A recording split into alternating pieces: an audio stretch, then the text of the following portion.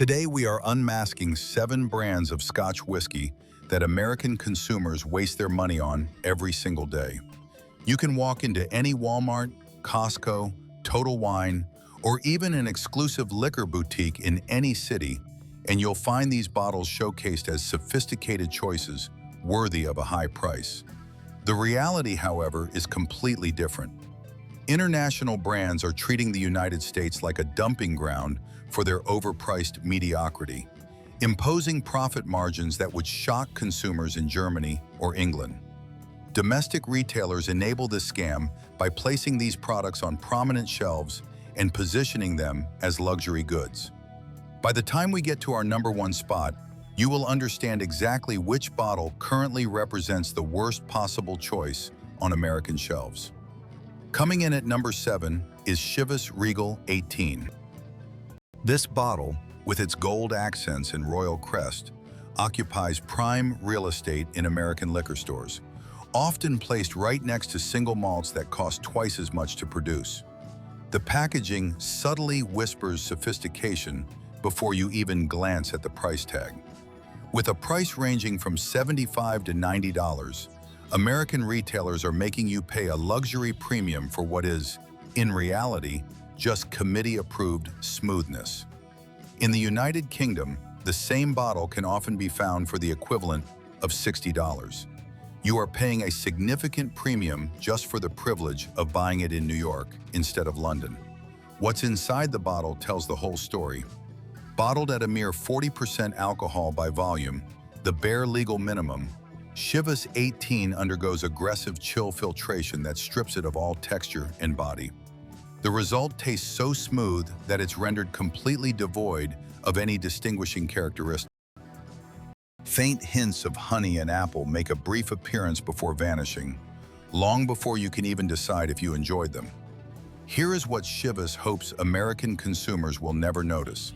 That rich amber hue comes partly from E150A caramel coloring, not exclusively from 18 years spent in oak casks. The color is pure theater, designed to convince your eyes before the whiskey ever reaches your tongue. The flavor offers a gentle, fruity sweetness that struggles against metallic grain notes. There is no complexity to discover here, no challenges for your palate, just a pre-designed pleasantness that disappears the moment you swallow. For $80 in the United States, you could buy a properly aged single malt whiskey from an independent bottler that never uses chill filtration or artificial coloring. Chivas 18 is a product designed for corporate gifting and hotel bars, where nobody questions what's going into their glass. This is Scotch whiskey intended for people who believe an age statement automatically equates to quality. When smoothness becomes the only objective, character becomes the first casualty. Number 6, Johnnie Walker. Black Label commands more shelf space in American supermarkets than any of its competitors. That iconic square bottle with the slanted label has been a symbol of accessible luxury since 1909. In the United States, marketing positions it as the gentleman's choice, a blend you order to signal a certain level of sophistication. Here in the US, Black Label sits in a price sweet spot, typically between $35 and $45. Diageo knows American consumers link that walking man logo with a certain status, and they've priced it to be an attainable step into the world of premium Scotch, a price point that feels significant but won't break the bank. The blend itself combines grain whiskey with malts from all over Scotland, engineered for maximum consistency and minimum controversy. Everything is filtered and colored to maintain that signature amber glow, bottle after bottle, year after year. Bottled at 40% ABV after chill filtration, Black Label offers a profile so neutral, it's practically begging for a splash of Coke. On the nose, you get hints of dried fruit and a wisp of smoke. The palate brings a vague sweetness and a gentle peat that never truly commits to any real intensity. Industry estimates suggest the production cost for a blended Scotch like this is somewhere between $4 and $7 per bottle. The rest is pure brand tax, inflated by over a century of marketing investment that has convinced generations of drinkers that this is what sophisticated drinking tastes like. American consumers are paying a premium for what is, in reality, a basic blended whiskey with exceptional brand recognition. The liquid itself hasn't changed in decades, but the pricing strategy and the perception it creates certainly have. Here's what Diageo won't tell you. Black Label exists to convert vodka drinkers and cocktail enthusiasts into Scotch buyers, who will, over time, graduate to more expensive Johnny Walker expressions. You aren't the target customer, you are the entry point into a carefully designed sales funnel geared toward upselling. For $40, it's a Scotch made for people who want the feeling of drinking whiskey without actually tasting what makes Scotch truly interesting. Your money deserves a bottle with real character and authenticity, not the bland approval of a corporate focus group. Number 5. The Glenlivet Founders Reserve, launched in 2015 as a replacement for the beloved 12-year-old expression. American whiskey enthusiasts immediately noticed something had changed. The age statement was gone. The price, however, remained exactly the same. Priced from $45 to $55 on American shelves, and sometimes climbing to $60 in exclusive spots, Founders Reserve demands a classic Glenlivet price for a whiskey designed to stretch aging stock, without earning its place. Bottled at the minimum 40% ABV, chill-filtered, and colored for supermarket uniformity, Founders Reserve tastes rushed and unfinished. A sharp, candy-like sweetness battles with a raw, ethanol bite. The finish is gone before you can even blink. Pernod Ricard removed the age statement to give their blenders more flexibility. Younger whiskey is cheaper to produce and allows them to preserve aged stocks for more expensive additions. This means that savvy consumers are paying prices for what used to be a 12-year-old whiskey, but are now receiving a spirit that could contain significant amounts of much younger distillate. International whiskey forums erupted when Founders Reserve was released. Sales in the United States reportedly dropped by about 20% within the first year. In response, Pernod brought back the 12-year version for certain markets, but the United States was not a priority for this return. So, what are you really buying? You're purchasing a compromise born from cost-cutting, wrapped in a brand that leans on its heritage and cashes in on decades of the Glenlivet's reputation, without offering the patience that built that reputation in the first place. The flavor offers a grainy sweetness with notes of apple that taste more artificial than natural.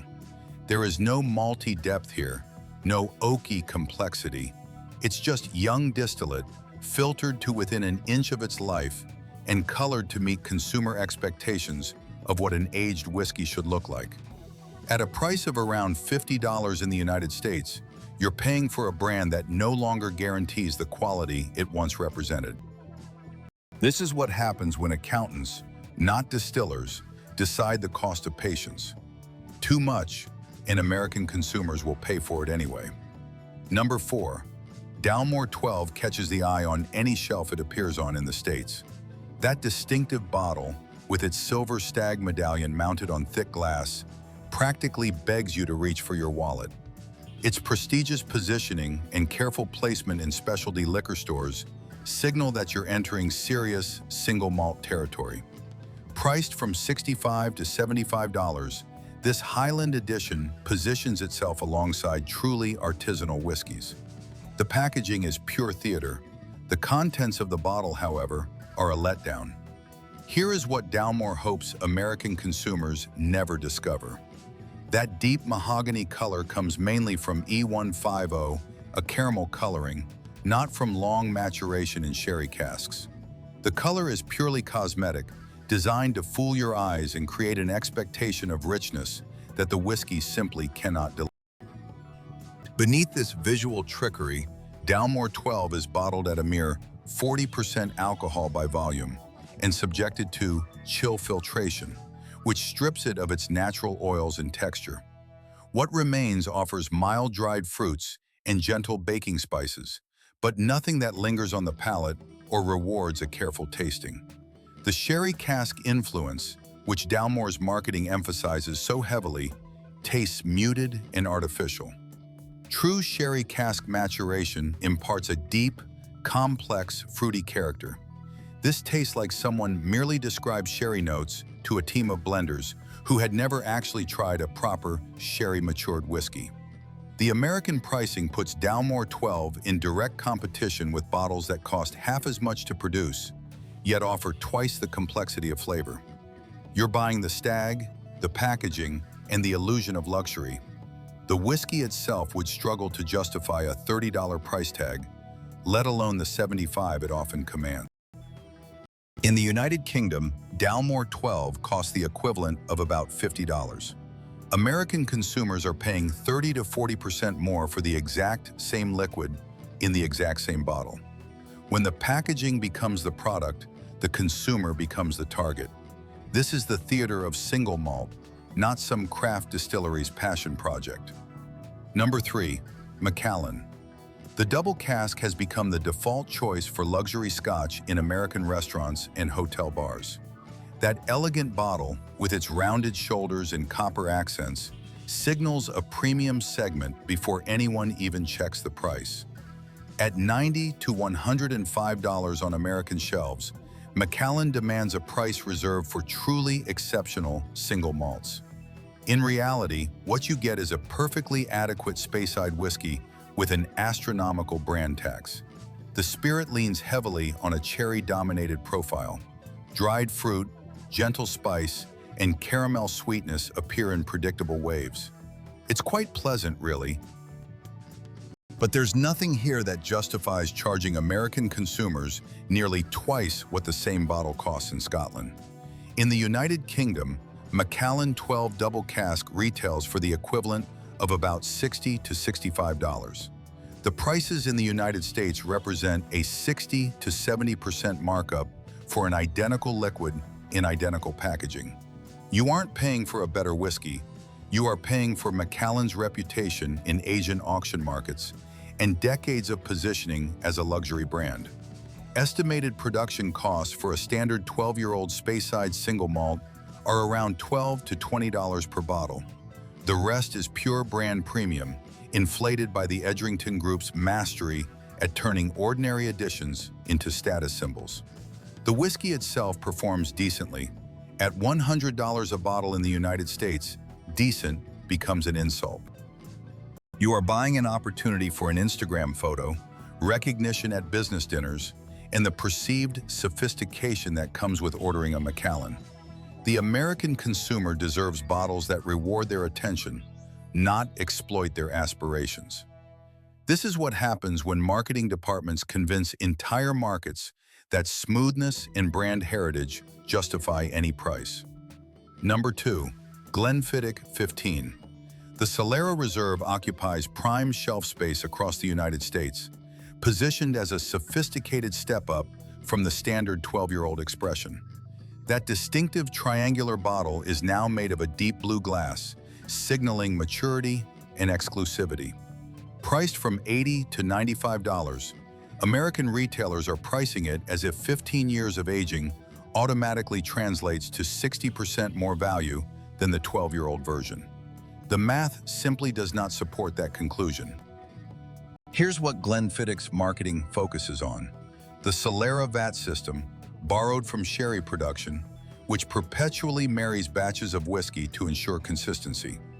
What gets glossed over is the fact that this technique allows younger distillates to blend with older ones, thereby lowering the overall cost of aging while still maintaining the 15-year age statement. Bottled at 40% alcohol by volume and chill-filtered, Glenfiddich 15 Solera offers notes of honey, sweetness, baked apple, and a gentle oak. The influence of the Solera system adds a subtle complexity, but it's hardly revolutionary. It's nothing that distinctly separates this version from the 12-year-old, which costs a good $50 less in American stores. The flavor profile is pleasant and approachable. Simultaneously, this is both its greatest strength and its fatal flaw. At this price point in the United States, pleasant just isn't enough. You need something captivating. You need a whiskey that justifies its higher price with genuine depth and character. In its home European markets, Glenfiddich 15 sells for the equivalent of about $60 to $70. American consumers are paying a 25 to 35% premium for a whiskey that costs Glenfiddich only marginally more to produce than their standard version. This is a single malt that leans on its family-owned heritage and brand recognition instead of offering proportional value. Its well-established distribution channels exploit the consumer's trust in the Glenfiddich name to extract maximum margin. For $90 in the US, you can buy independent bottlings from smaller distilleries that never chill filter or compromise on proof. Bottles that respect your intelligence enough to let the whiskey speak for itself, free from marketing interference. Number 1. Johnnie Walker Blue Label is the absolute pinnacle of marketing's triumph over substance in the American Scotch market. That deep blue box with its gold lettering sits in locked glass cases behind the counters of premium retailers, radiating exclusivity before you even ask about the price. Across the United States, Blue Label fetches anywhere from $220 to $280, and in luxury shops in New York City, it can climb as high as $300. Blue Label demands a price that should guarantee exceptional contents. Instead, what you receive is the most expensive lesson in brand psychology currently available in American liquor stores. Diageo sells over 1 million cases of Blue Label worldwide annually, not because the whiskey inside offers extraordinary flavor or craftsmanship, but because the packaging makes a grand impression at corporate events and as a gift. American consumers enthusiastically play along with this theater, treating Blue Label as the crowning achievement of Scotch whiskey. The actual contents of the bottle, however, tell a completely different story. Bottled at the minimum legal alcohol content, a mere 40%, Blue Label undergoes intense chill filtration and coloring to achieve its perfect amber glow. The result is a blend so smooth and neutral that in a blind tasting, it could easily be mistaken for a high-end vodka. There's no peat to challenge you, and no malt complexity to explore. There are no aggressive edges or distinct character, just a harmless warmth crafted by focus groups and blending committees to disappoint no one and excite even fewer. Diageo is banking on American consumers never thinking this through.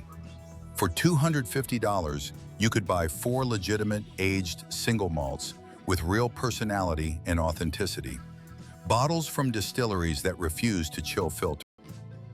Whiskies bottled at 46% ABV or higher. A spirit that tastes like it came from Scotland, not from a marketing department in London. The palate offers a nondescript honeyed sweetness, a distant wisp of smoke, and faint fruit notes that vanish before you can even properly identify them. The finish is gone in seconds. There is nothing memorable here, nothing that lingers or rewards a moment of reflection. In the United Kingdom, Blue Label retails for the equivalent of about $180 to $200. American consumers are paying 30 to 50% more for the privilege of placing this bottle on the table at dinners, parties, and business meetings. The industrial production cost for a premium blended Scotch like Blue Label is somewhere around $20 to $30 per bottle. The other $220 you're paying in the United States is pure brand tax. It's the markup, the structure, and the value that Diageo assigns to maintaining Blue Label's luxury position. American whiskey forums have been documenting this discrepancy for years. In blind tastings, experienced enthusiasts consistently rank Blue Label below single malts that cost a third of the price. The results don't lie. The contents of the bottle simply can't compete with its packaging. This is what happens when a corporation perfects the art of selling aspiration instead of whiskey. Blue Label exists for people who want to be seen drinking expensive Scotch. It spectacularly fails anyone who actually wants to taste what $250 should get you. The biggest scam among Scotch whiskeys in America isn't a bad whiskey. A truly bad whiskey reveals itself immediately and is given a wide berth. The real deception lies in convincing educated consumers that smoothness, prestige, packaging, and brand recognition justify a price tag that has no connection to what's actually inside the bottle. At $250, Johnnie Walker Blue Label isn't a Scotch whiskey. It's contempt for American consumers, bottled at 40% alcohol and wrapped in blue velvet. The Scotch whiskey shelves in American stores are designed to efficiently separate you from your dollar. International brands are exploiting America's growing whiskey culture, positioning products as premium offerings that have nothing to do with their actual quality. Domestic distributors enable the charade by applying margin structures that turn average blends into luxury purchases. Every bottle on this list follows the same formula. The playbook is simple: minimal effort in production, maximum investment in marketing, and an aggressive pricing strategy that treats the American consumer as a target, not a customer. They strip out flavor with chill filtration to achieve a bland, uniform texture. They add caramel coloring to fake the appearance of age and maturity. And bottling at the bare minimum of 40% alcohol by volume is a dead giveaway of corporate cost-cutting, all hidden behind a thin veneer of smoothness. These aren't sophisticated choices made by master distillers. They are calculated compromises engineered to maximize profit while minimizing every conceivable cost. These brands are banking on the hope that you'll never learn the difference between prestige and actual quality. They rely on elaborate packaging to do the heavy lifting that the liquid inside simply can't. They operate on the assumption that the American shopper will pay any price for the right label and a prime spot on the liquor store shelf. Walk right past the fancy blue boxes and the bottles dripping with gold trim. Ignore the slick marketing campaigns and the paid celebrity endorsements. Instead, focus on the stats that truly matter: the proof, the filtration methods, whether it's natural color and an age statement